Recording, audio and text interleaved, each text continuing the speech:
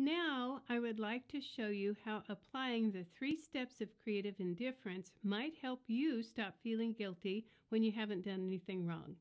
Again, the first step is to become aware. So let's start small. I would like for you to think about one person, situation, or event that made you feel guilty, and just put that right here at the front of your mind.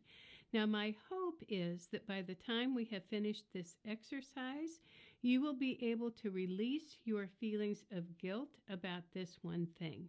Okay? Okay.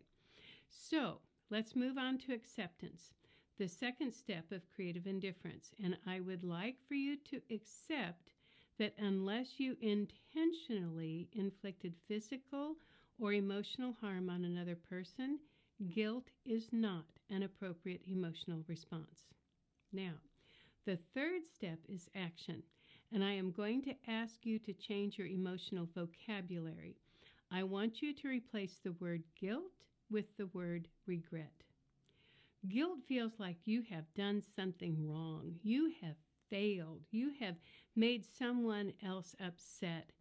You are a bad person and you should be ashamed. Shame, shame, shame. What's wrong with you for being so selfish anyhow, right?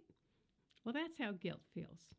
Now, regret, on the other hand, is a sense of sadness and a wishing that things could be different. So I'm going to take you through some scenarios that commonly make caregivers feel guilty in hopes that you might choose to regret these situations rather than feel guilty about them. Okay.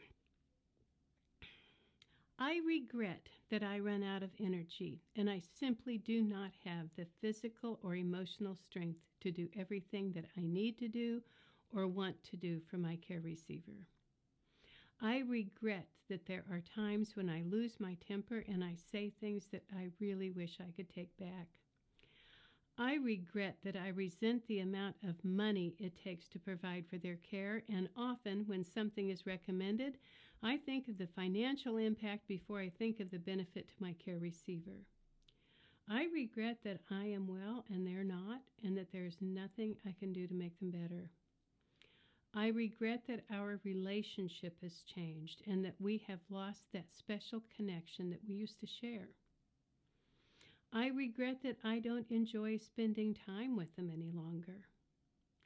I regret that I have made a lot of promises that I have already broken, and there are many more that I won't be able to keep in the future.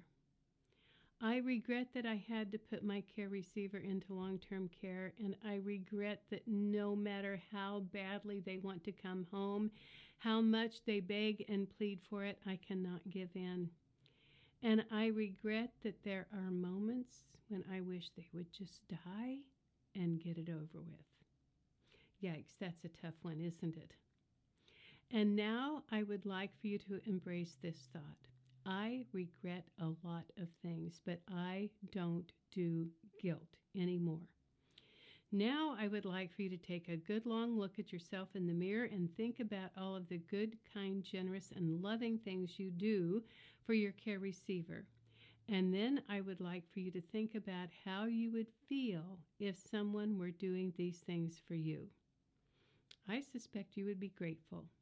Then if you decide you are tired of feeling guilty and you don't want to do this any longer, you will need to summon up your courage because you are going to need it.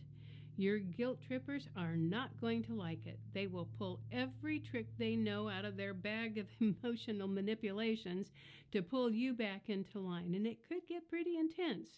So if you are tired of being manipulated into feeling guilty when you haven't done anything wrong, you will need to get comfortable with standing in your shoes and allowing your guilt trippers to stand in theirs. Now, this is not a one and done proposition. It takes practice and repetition. But I promise, once you accept that you do not need to feel guilty when you haven't done anything wrong, you will feel a tremendous sense of relief and freedom. And no matter what anyone says, that does not make you selfish, unkind, or unfeeling.